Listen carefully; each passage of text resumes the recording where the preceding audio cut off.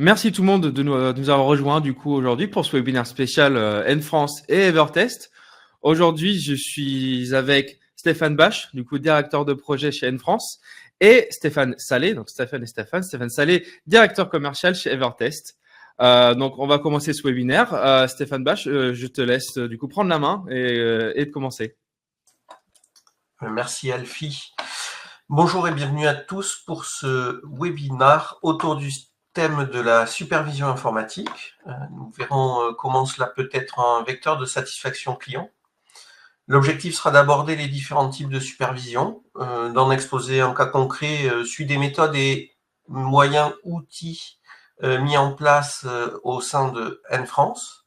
On pourra comprendre en quoi l'ensemble de ces outils permettent d'avoir une vision à 360 degrés des composants critiques sans lesquels il ne peut y avoir de satisfaction client sur le service proposé.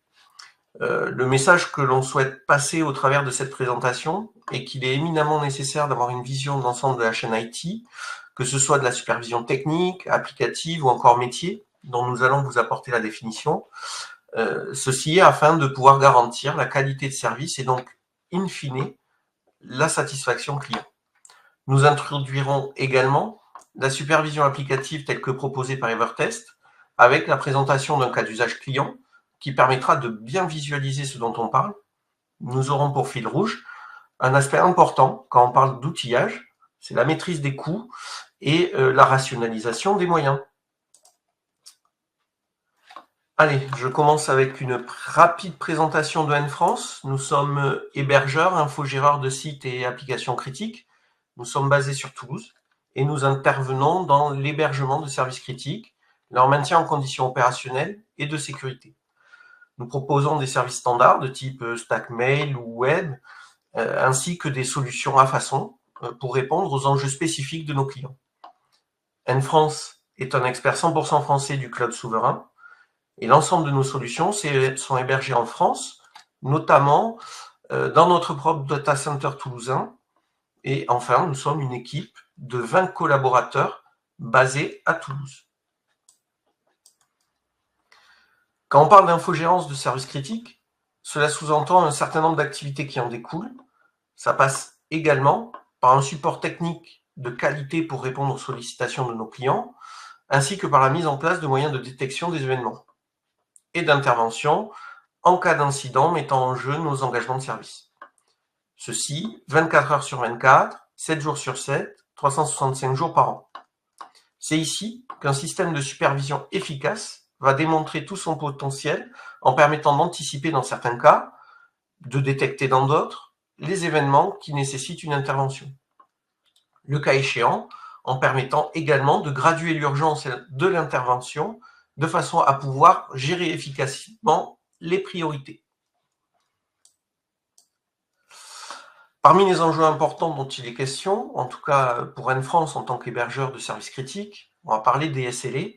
Les SLA, c'est l'acronyme de Service Level Agreement ou accord de niveau de service en français.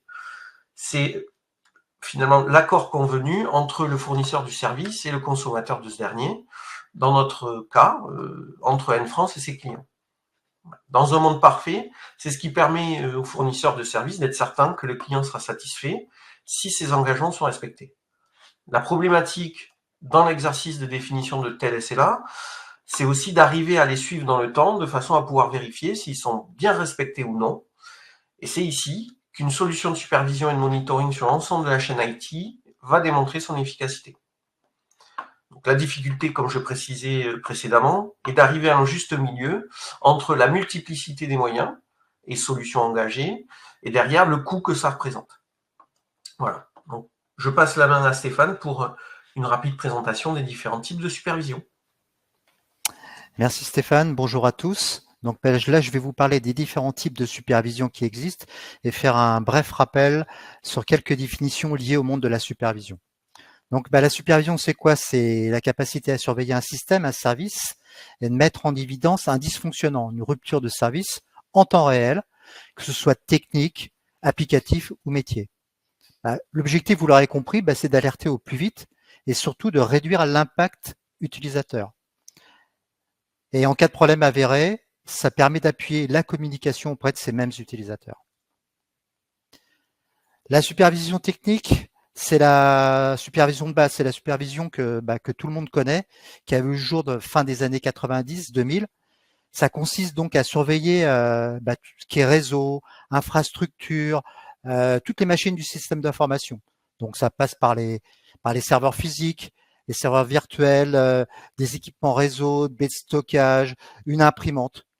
Et chaque hôte qui est surveillé, on aura tous ces services associés. Par exemple, pour un serveur, ça peut être le processeur, la mémoire, l'espace de stockage. Voilà, ça c'était la supervision technique. Le second type de supervision, c'est la supervision applicative. Donc là, c'est la capacité à surveiller une application, ou plus précisément une chaîne de liaison applicative.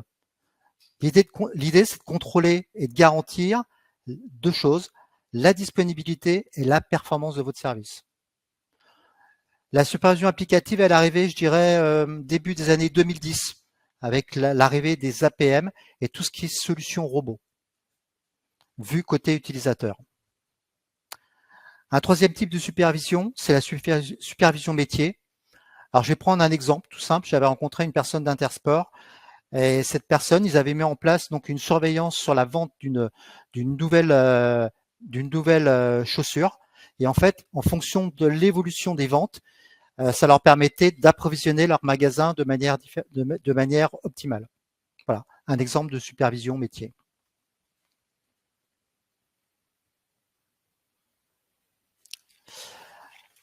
Alors, la métrologie ou le capacity planning, c'est la capacité à récupérer des métriques qui sont en général issues d'outils de surveillance, mais pas que, ça peut être aussi d'autres sources entrantes, et ça permet de voir dans le temps l'évolution soit d'un service, soit d'une application, et de mettre des actions préventives en place. Je vais prendre l'exemple d'un file system. On va regarder sur une année, si au mois de mars, il est à 50%, il peut évoluer dans l'année et on peut mettre des seuils de warning et de critical pour dire voilà, attention, là ça va casser et on va mettre en place une action préventive, donc augmenter ce file system.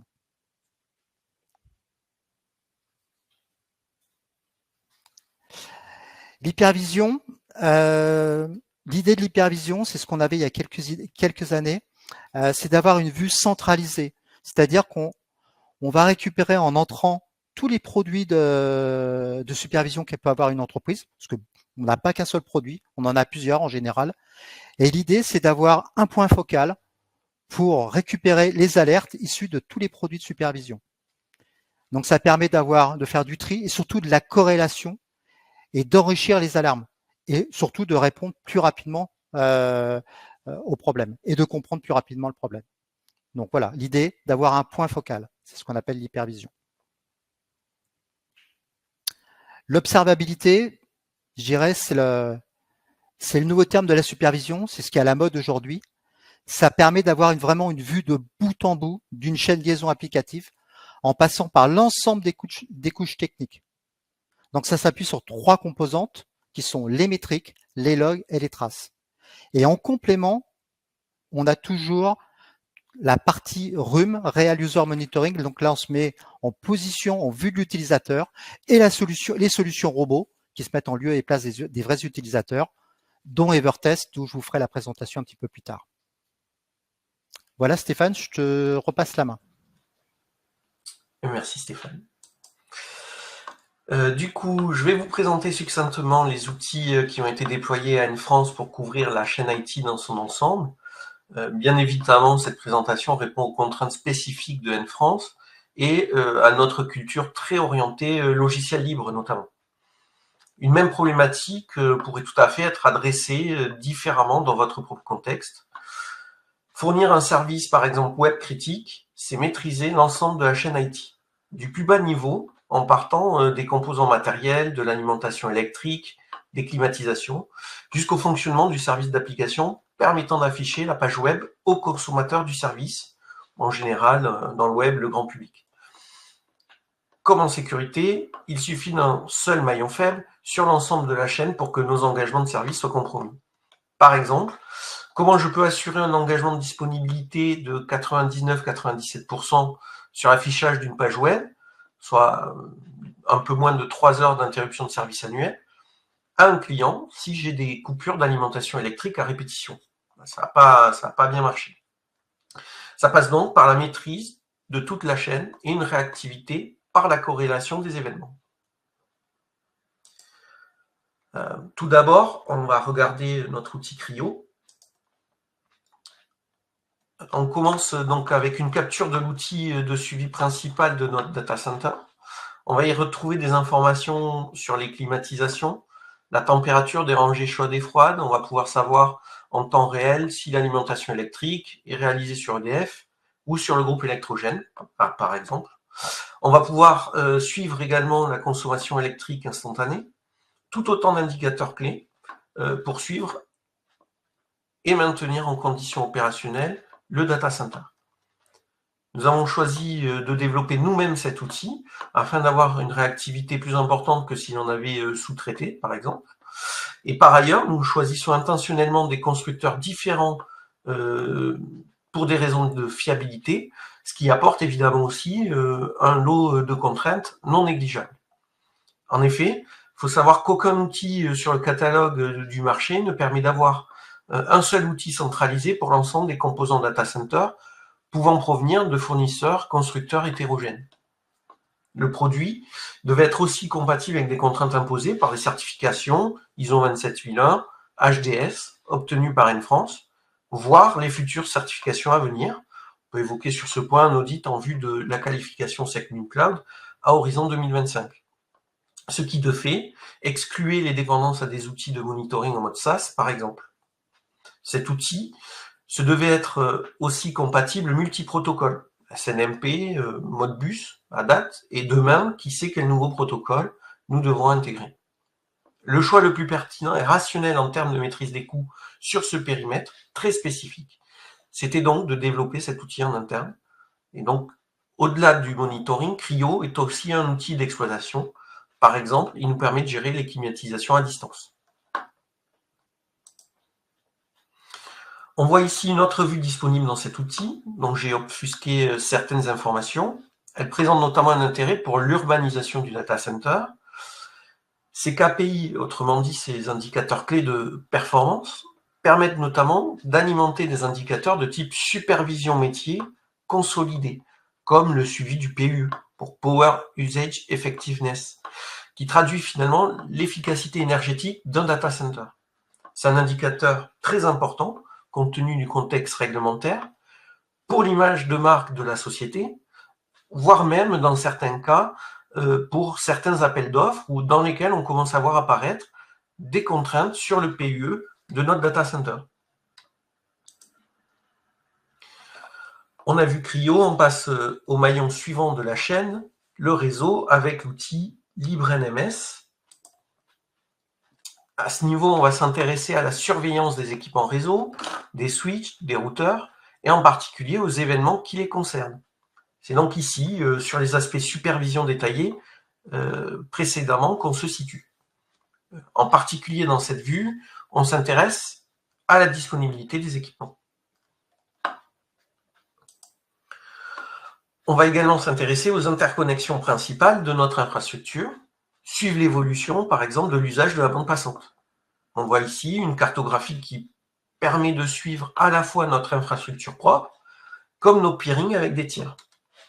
On peut noter par exemple, ici, un usage important vers Renater, donc le réseau national de télécommunications pour la technologie, l'enseignement et la recherche, au moment de la reprise scolaire, puisque nous avons tout un pan de notre activité en relation avec les environnements numériques de travail, et donc le secteur de l'éducation.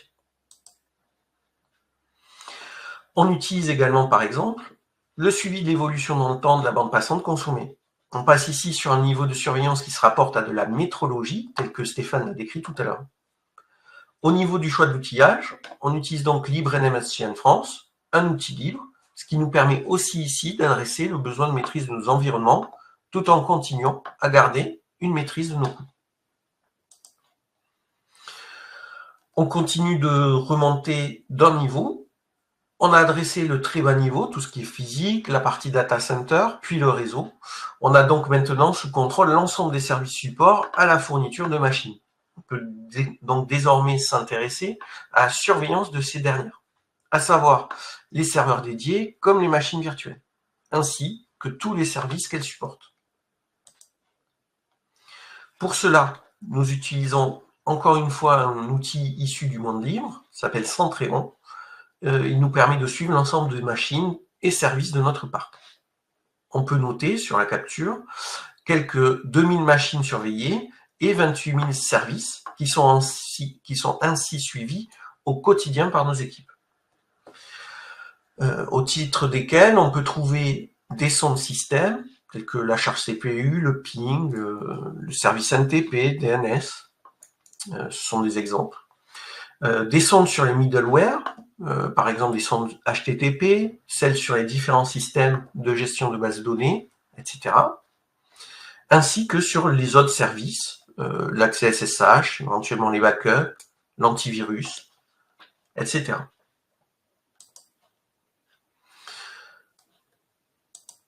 Pour compléter notre vision, et éventuellement partager des éléments de suivi avec nos clients qui sont attentifs à cela, nous utilisons également Grafana, issu une nouvelle fois du monde libre, pour afficher les dashboards de suivi. Donc on est ici plus sur de la métrologie également. Il est intéressant de noter que Grafana possède également quelques fonctionnalités d'alerting et que certains de nos clients s'en servent à leur propre fin. Anne France, à date, ne l'utilise pas comme tel.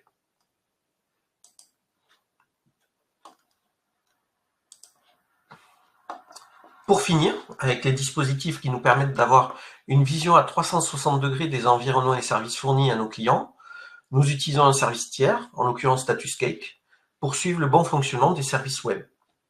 En fait ici, les sondes vont simplement venir vérifier qu'une page web répond comme attendu à une fréquence dépendante de la criticité du service supervisé.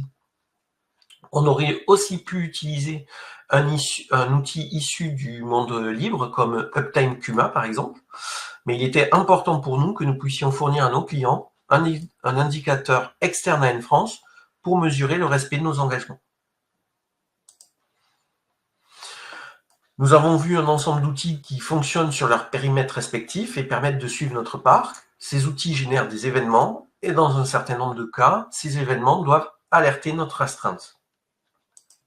Pour ce faire, nous utilisons l'outil PagerDuty qui possède des fonctionnalités essentielles, par exemple la gestion des escalades et des acquittements. Le choix de cet outil a notamment été orienté par des problématiques d'interopérabilité avec l'ensemble de nos autres outils que je vous ai présentés précédemment. Et qui plus est, il était l'outil de référence pour notre usage au moment du choix de la solution. Notamment pour sa capacité à générer des alertes par SMS, de générer aussi des appels téléphoniques ou encore des alertes mail. J'arrive à la fin de cette première partie avec la mise en perspective d'un cas d'usage concret, celui de Anne France. Nous avons vu une méthode, ce n'est pas la seule, et des outils, ce ne sont pas les seuls. Le choix est large et la bonne solution sera dépendante de vos besoins et de vos contraintes et objectifs personnels. Tel qu'on a présenté les choses, on a donc la capacité de capter jusque-là les événements à chaque maillon de la chaîne et on est à capacité de déterminer si un ensemble d'événements sont corrélés ou non. On est donc exhaustif dans notre approche. Et donc, si on s'arrête au périmètre qui est celui de notre prestation en tant qu'hébergeur, on fournit des machines, on opère des systèmes et des middleware et on s'assure qu'ils fonctionnent comme attendu. Il n'est pas rare, malgré tout, qu'on fournisse des services, par exemple Apache, base de données, eux-mêmes support à des sites web, et que sur notre périmètre, tout soit vert, réputé fonctionnel. Et que pour autant, malgré tout, le client puisse ne pas être complètement et entièrement satisfait. Quid de la réactivité du site web? Quid de la tenue lors des pics de charge? Ou quid de la dégradation des performances suite à un déploiement applicatif? Tout autant d'éléments qui méritent une supervision plus en profondeur. Et dans ce cas, on va pouvoir se tourner vers les solutions proposées par notre partenaire Evertest. Et Stéphane, je te rends la main. Merci Stéphane. Donc Evertest, qui sommes-nous? Evertest, c'est une société qui a été créée en mars 2022 à la suite de 3 années de développement en collaboration avec les premiers clients pour arriver à maturité. Et en fait, c'est un logiciel qui a fait toujours l'objet d'amélioration permanente. C'est-à-dire que dès qu'un de nos clients a une idée, on essaye de l'intégrer pour améliorer cette partie logicielle. Donc c'est une société qui est composée de 7 personnes avec une moyenne âge de 42 ans, avec aujourd'hui près de 20 ans d'ancienneté. Et donc une société au capital de 585 200 euros. Donc Evertest, il y a 2 activités. Une activité principale, le cœur de métier d'Evertest, effectivement, c'est lié à l'outil de monitoring qui a le même nom et qui va grapher donc en permanence la disponibilité et la performance des temps de réponse de vos sites internet vus côté utilisateur. Donc, comme l'a dit Stéphane, lui, il a vraiment présenté la partie, je dirais, back-end, tout ce qui est la partie service qui est derrière. Et là, on est front-end, on est côté client. Et donc, Evertest aussi, c'est un service d'accompagnement sur la maintenance, le support client quotidien et ce qui est intégré dans votre monitoring. Il y a une seconde activité complémentaire, ce sont les tests de charge. Ça représente à peu près 5 à 10% de l'activité. C'est tout ce qui est validation de robustesse des infras, capacité à absorber les pics de charge, optimisation de configuration, tout ce qui est test et validation de non-régression. Voilà.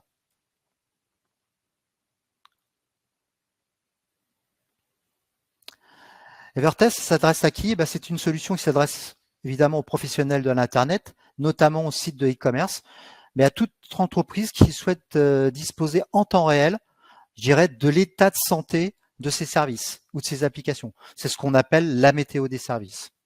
C'est un terme que vous devez entendre régulièrement dans le monde de la supervision. Donc, c'est un support essentiel en termes d'image et de communication auprès des directions informatiques, des métiers et aussi des utilisateurs. Il ne faut pas oublier que la satisfaction utilisateur, ça doit occuper une place centrale. Et donc, on doit s'assurer que le service est toujours optimal en contrôlant cette qualité de service.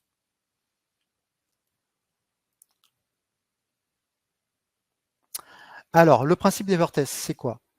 Donc, le principe, c'est de se mettre en lieu et place d'un véritable utilisateur qui va effectuer une navigation métier et qui sera exécuté par un robot. Alors, on dit robot, mais on dit sonde, on dit point de mesure. Il y a plusieurs thèmes. Et donc, 2 composantes pour déterminer la disponibilité et la performance du service. Alors, comment ça se passe sur les différentes étapes? Donc, en général, on va élaborer un scénario qui va être représentatif d'une activité. Donc ça se fait souvent avec les maîtrises d'ouvrage, les maîtrises d'œuvre, les gens du métier, mais aussi le technique. Une fois qu'on a préparé ce scénario, on va le mettre sur papier. Donc, dans le document, on mettra on va découper le scénario en étapes avec une action, un résultat attendu pour chaque étape. Et on va le jouer manuellement, ce scénario. C'est-à-dire qu'avant de le mettre en place, de l'automatiser, on va s'assurer que manuellement, il fonctionne. Une fois qu'il fonctionne, on va le construire, l'intégrer dans Evertest avec une phase de mise au point parce qu'on y arrivait rarement du premier coup. Ensuite, on va définir les règles de vie du scénario, c'est-à-dire qu'on va choisir la fréquence du scénario, si on le fait toutes les 5 minutes, 15 minutes, toutes les heures, en fonction de la criticité de l'application. On va choisir le nombre de robots, si on en veut 2, minimum 2, parce que pour traiter à la redondance. On va choisir les fournisseurs d'accès, le débit. Voilà, on va définir les règles du scénario. Ensuite, une fois que le scénario, on a défini ses règles, on va activer le scénario pour avoir les premières visualisations des tableaux de bord. Et une fois que le scénario est activé, dans un second temps, on mettra toute la mécanique qui est liée autour du scénario. C'est donc la mise en place de l'alerting et toute la partie reporting.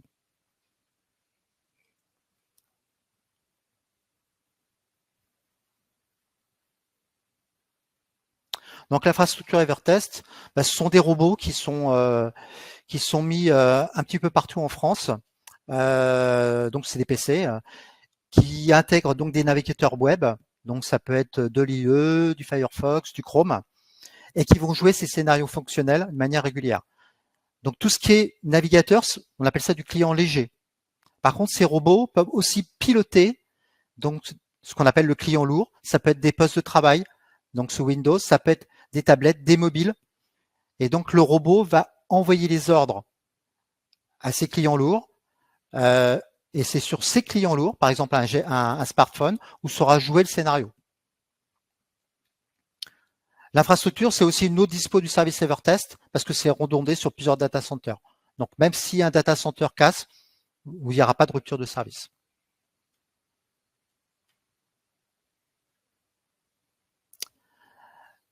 Donc, Evertest, l'infrastructure, c'est aussi un site central. Donc, les résultats de chaque robot, chaque sonde, sont envoyés de manière continue et sont intégrés et mis à disposition en temps réel sur le site web Evertest. Donc, on a une administration centralisée via une HM Web que je vais vous montrer juste après. Et on a toute la mécanique système d'alerting illimité, je dis bien illimité, mail, SMS, Slack, API et toute la mécanique de reporting. Donc, je vais passer à la démo. Voilà. Donc, je vous présente l'outil Evertest. Donc, je suis déjà connecté à l'outil. Je suis connecté sur l'environnement de production de la mutualité sociale agricole, que je remercie. Et donc, par défaut, quand vous rentrez dans l'outil, vous avez toutes les surveillances qui sont ouvertes en mode grille. Donc, il y a possibilité de réduire ces surveillances pour ne voir que les dossiers où sont mis en place les surveillances. Donc en fait, les dossiers, c'est quoi? C'est un petit peu l'organisation de votre société. Donc ça peut être des dossiers par application, par site, par client. Voilà. Tout dépend, c'est complètement lié à votre organisation. Donc là, pour l'exemple, on va prendre un dossier extranet MSA, donc que je déplie. Et donc là, je vois toutes les surveillances liées à ce dossier-là. Donc là, j'ai un affichage sur 48 heures, mais je peux avoir un affichage sur les 6 dernières heures. Donc là, j'ai la possibilité d'avoir une profondeur de champ différente sur l'ensemble des surveillances pour ce dossier-là. Donc on va se mettre à 48 heures, par exemple. Voilà, ça c'est la vue grille. J'ai une seconde vue qui est en mode liste. Je dirais c'est pour mieux voir, pour avoir une vue plus aisée. Donc quand je passe ma souris sur le titre de la surveillance, donc là on a le numéro, on a le libellé de la surveillance, on a le timeout global de la surveillance, on a la fréquence de la surveillance, donc là toutes les 15 minutes. On a des paramètres d'évaluation de la disponibilité, donc elles sont fixées par défaut avec les valeurs qui sont indiquées à l'écran, donc 99,9 quand le service a bien fonctionné, orange 99,9, 99 et 99,9 quand le service a moyennement fonctionné, et rouge quand ça n'a pas bien fonctionné. Ces valeurs sont paramétrables en fonction de vos applications. Et après, on a les points de mesure ou robots, on voit les fournisseurs d'accès. Donc là, on a Ecritel et MVB avec les débits de chaque fournisseur d'accès. Sur la droite, on voit tout de suite déjà le taux de disponibilité de l'application. Donc on se rend compte qu'on n'est pas à 100%, qu'on est très très loin du contrat de service. Donc on a les temps de réalisation global du scénario. On a le début d'affichage, l'affichage complet, le speed index. Donc le speed index, c'est les valeurs de Google Analytics, FCP, LCP, Celeste, et le pourcentage d'erreur. Donc pour chaque scénario, on a un test de référence. Donc ce test de référence, je vais vous le montrer. Evertest, c'est un outil qui est très visuel. On a beaucoup d'images, de vidéos pour vous permettre de comprendre ce qui se passe. Donc là, on est sur la vidéo de référence du scénario. Donc là, on se connecte à l'espace privé de la MSA. Donc c'est sur un compte dédié à la supervision, c'est pas un vrai compte utilisateur. Voilà. Donc le scénario a été joué. Ça, c'est le test de référence. Maintenant, je vais passer je vais prendre ce scénario-là. On va passer sur le tableau de bord de cette surveillance-là.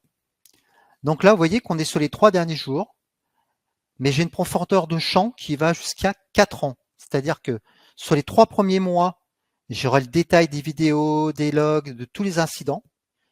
Et sur au-delà de 3 mois, je garderai que les graphes. Donc ça me donne une idée de l'évolution de mon application dans le temps. Tout à l'heure, on parlait de capacity planning. Même côté applicatif, vu de l'utilisateur, on a aussi du capacity planning. Et on voit comment se comporte l'application. Donc là, je vais basculer sur les 3 derniers mois. Donc là, on se rend compte qu'effectivement, donc voilà, on a la disponibilité pour chaque semaine. Donc on voit des semaines où ça se passe bien, d'autres semaines où ça se passe bien. Et sur chaque semaine, on a la durée d'indisponibilité du service. Et si on a des incidents, des erreurs. Donc là, je vais en prendre un, par exemple. Je vais zoomer sur cette erreur-là. Voilà, on a la possibilité très rapidement de zoomer sur l'erreur. Et là, on va passer en mode tableau. Donc là, on a tout un tas de modes. Voilà. Et donc, en mode tableau, on voit qu'on a une erreur sur une étape. Donc là, on va prendre la vidéo. C'est vraiment la vidéo de l'incident. Voir ce qui se passe.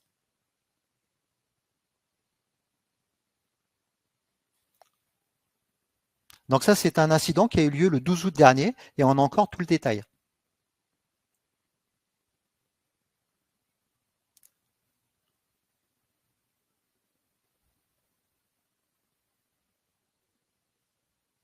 Donc là, on voit qu'on reste bloqué avec le service. La condition de fin n'est pas remplie, qu'à un moment donné, on va tomber en timeout. Voilà. Donc là, on a les résultats de l'étape. Donc derrière, on a tout le chargement des miniatures de la page. Attendez, je vais me mettre en F11. Voilà, pour mieux voir. Donc là, on voit qu'on a un problème sur le login. Et derrière, on a tout le waterfall de la page. Donc, on peut voir où ça se passe. Donc, on va cliquer sur la partie login. Effectivement, on voit qu'on a un problème déjà dès le départ. Et on peut avoir aussi les logs de l'étape. Donc, la vidéo, les résultats de chaque étape, les logs de l'étape. Après, je vois qu'il y a d'autres incidents. On peut tout de suite aller aussi sur un autre incident. C'est peut-être le même. Effectivement, c'est le même. Voilà.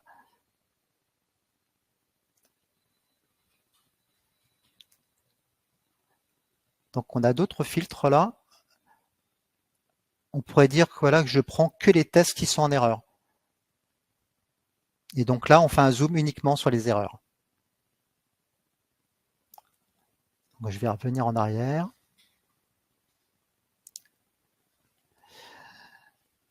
Donc, on a toute une partie de ticket. Donc là, on a le ticket interne à Evertest de l'incident. Donc, on sait que l'incident a duré 4h29.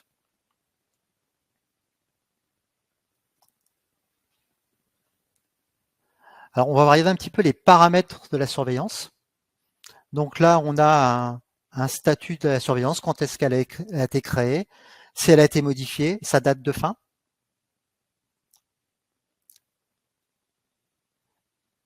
Là, on a toute la partie planification, c'est-à-dire qu'on est capable de dire, voilà, telle surveillance, je ne veux la surveiller que tel jour et entre telle heure. Par exemple, on va dire c'est une surveillance qui est surveillée, celle-là tous les jours, mais entre 2h30 et 3h30 du matin, elle n'est pas surveillée. Et derrière, on peut donner l'accès à certaines personnes à cette surveillance. Sur la partie analyse, voilà, on peut mettre en place de l'alerting et puis dire, voilà, en cas de problème, on peut alerter. Ben voilà, on va mettre les adresses mail des personnes qui souhaitent être alertées ou un groupe de personnes. Derrière, on peut mettre des tickets. C'est-à-dire que là, on générera un ticket quand on aura 100% d'erreurs. Bon, après, il y a tout un tas de détails, mais que je n'ai pas le temps de détailler. Là, pareil, on peut jouer sur la disponibilité. Donc là, on a laissé les défauts, mais je pourrais très bien dire que mon service, à 98%, il a très bien fonctionné.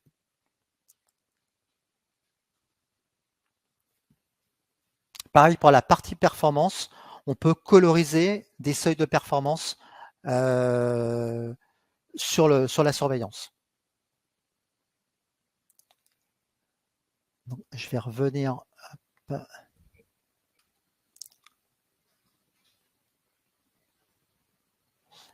Donc, je vais revenir sur la surveillance. Donc là, on a la surveillance. Ce qu'on peut voir aussi, c'est qu'on peut faire un graphe par étape. Donc, ça permet aussi de voir chaque étape et on a la synchronisation entre les 3 étapes là. Donc, on peut voir ce qui se passe. Les temps de réponse, on voit que le temps de réponse de login est beaucoup plus important que l'accès à la première page.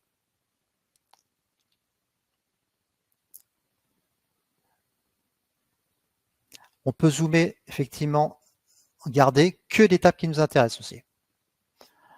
On peut dire aussi, on peut cliquer et garder qu'un seul point d'accès. Voilà, on peut être très très modulaire sur ce qu'on veut regarder.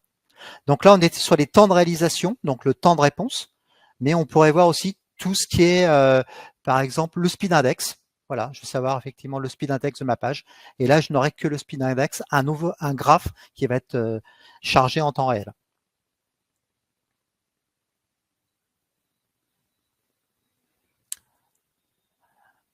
Alors, dans Evertest, il y a autre chose qui est important aussi, c'est le temps réel.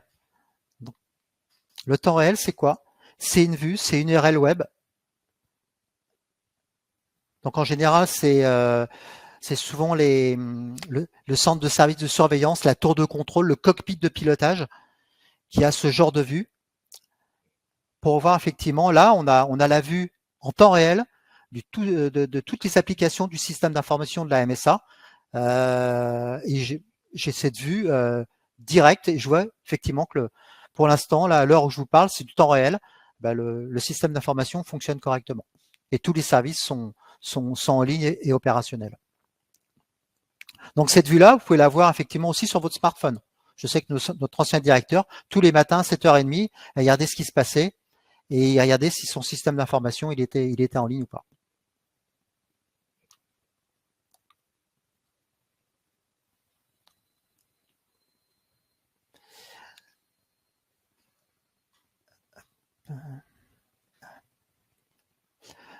Voilà, j'en ai fini pour ma part. Alfie, je te rends la main.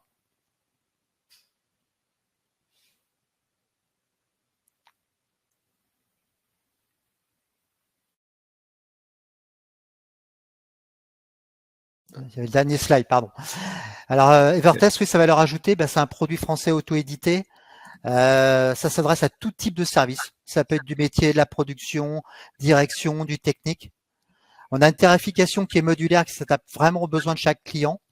Et surtout, ce qui est très important, c'est que la tarification des surveillances, elle inclut la mise en place, la maintenance et le support client. C'est-à-dire qu'on vous accompagne tout le temps. On vous laisse pas tout seul. C'est-à-dire que les scénarios, on le fait avec vous, on le fait pour vous.